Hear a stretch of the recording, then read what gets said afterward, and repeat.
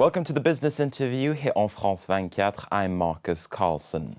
Now, trade has been billed as the key to global growth, but as economies are slowing down, there are fears that protectionism will creep in and slow down global trade. To talk about that today, I'm joined here in the studio by Karel de Gucht, the European Union's Trade Commissioner. You're in charge of trade negotiations with countries such as China, India, Brazil, to mention but a few. Welcome to France 24. Thank you. Now, there are fears that the ongoing crisis and the global economic slowdown will slow down global trade as well. How fearful are you of that? Well, if there were an economic slowdown, obviously this would have an impact on trade as well. And the impact on trade would be huge because there is a multiplier effect as a result of the supply chains, So it's, I think, about a multiplier from 1 to 7. So if you have an economic slowdown of, let's say, 2%, you can imagine that you would have a slowdown of about 15 to 20% in trade. But it's also true that once you come out of the crisis, you pick up much quicker. So it's an indicator of what is happening economically, but the trade figures are much more dramatic, let's say, than the economic reality as a result of these supply chains. The World Trade Organization says it's watching very, very closely at this stage whether or not more protectionist policies or protectionist barriers are coming up. What's your take on that? Are they coming up at this stage? Well, what we have seen in the crisis of 2008, 2009 is that there was relatively little protectionism coming in. But what we have also seen is that those protectionist measures that have been decided in that period do not disappear. They are there to stay, which is very negative. And what I fear is that if again we would have an economic crisis, which is not clear, I mean, I think it's still time to put a halt to the sovereign debt crisis and without having much impact on the economy. But if that were to materialize, then obviously there is a big risk of more protectionism, and you already see that now. Recently, for example, Brazil has taken the decision of a new tax on cars that are not locally produced of 30%. You have all these programs of buy local. You have new rules with respect to national content and national production and so on.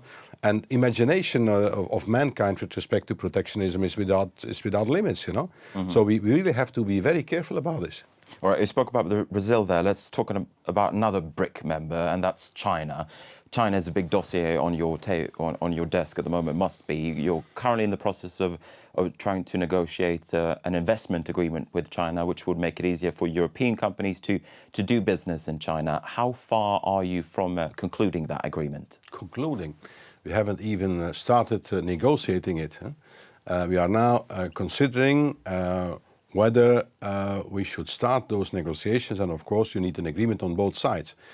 Within a fortnight, we have the summit with the Chinese government in Tianjin, and that's of course on the agenda. You have two aspects in such an agreement. You have on the one hand the protection of investments, and that's, let's say, the traditional content of an investment agreement. But we want to go further and also have provisions in such an agreement on market access, that you have the possibility to invest in a certain number of sectors. And this is completely new for them. They have now agreed, the Chinese, that they will discuss it. Whether that will have a positive result, that remains to be seen. I think there's a lot of merit in trying to do so, but of course then there should be a preparedness to do so on both sides, and I hope that will demonstrate when we meet the Chinese government in Tianjin. The European Union to grant it market economy status. It seems as if the Europeans, you've been quite reticent so far. Why is that? Well, it's not a matter of being reticent, It's you are a market economy status on the basis of a certain number of criteria, and the real question is, do they fulfill those criteria? And the answer is no. The answer is certainly not yes. So it's something in between yes and no. They fulfill a couple of criteria, others they don't. For most of the criteria, they have been passing the legislation, but it's not yet put into practice.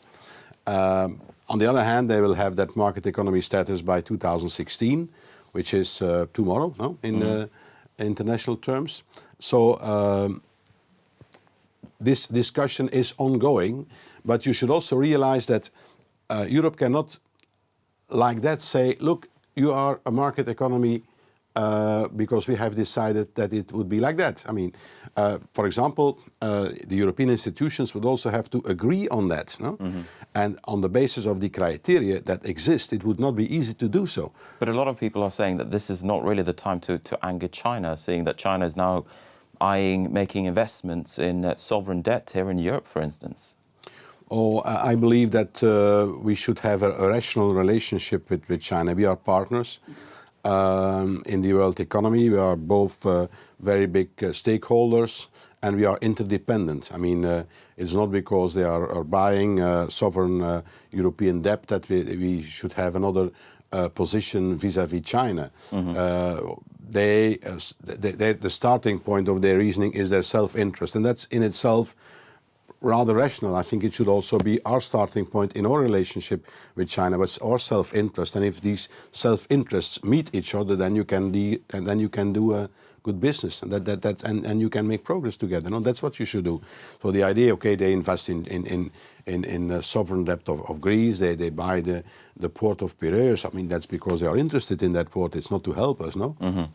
Let's change tack a little bit. Now, as Trade Commissioner, you have your finger in many pies, in foreign relations as well as in economics. What do you make of the European debt crisis at the moment, and how close are we to the abyss, so to speak? To the abyss, to a Greek default, for instance? I believe, I really strongly believe that we will come out of this crisis, and I'm sure that there is no responsible person in the European Union that thinks about breaking up the Eurozone. But on the other hand, we should also realize that it's not easy what we are doing. For example, there's a lot of criticism that making this rescue fund bigger takes so much time. You should not underestimate that we are living in a democracy, and that you have to ratify this in 27 parliaments. To do this in 2 months' time, that's quite quick, you know. We have also been voting last week in Strasbourg, the so-called six-pack, which means that now Europe will have a much bigger grip on the national budgets. So we are making steady progress.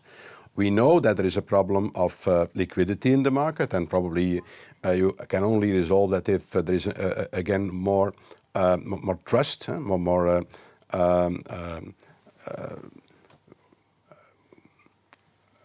collaboration also between the banks, because the way that the financial market works is that the banks lend money to each other. They don't do that anymore because they don't trust each other anymore. So you need to build and to rebuild that confidence, but we will make this. But you say that progress has been fairly quick. You seem out of tune, though, with the markets. The markets are demanding some sort of action now. What do you say to that? Well, I have several answers to that. First, that we are a democracy, and that you cannot go forward if you are not backed by the democratic institutions of your country. Second, there has been quite a lot of speculation in the market. I ask myself whether now this speculation is not starting to play against the market itself. I mean, they are forced to go forward, and are they always rational in doing so? They're also forced.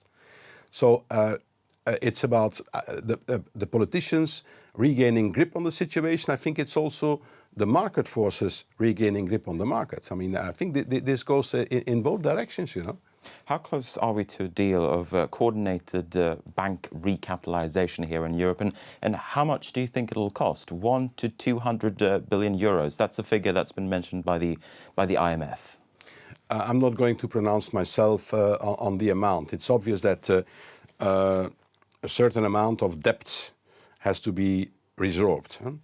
Either it is resorbed at let's say the debt side itself, by, for example, a bigger voluntary participation of the banks, or it is resolved at let's say the capital side of the banks by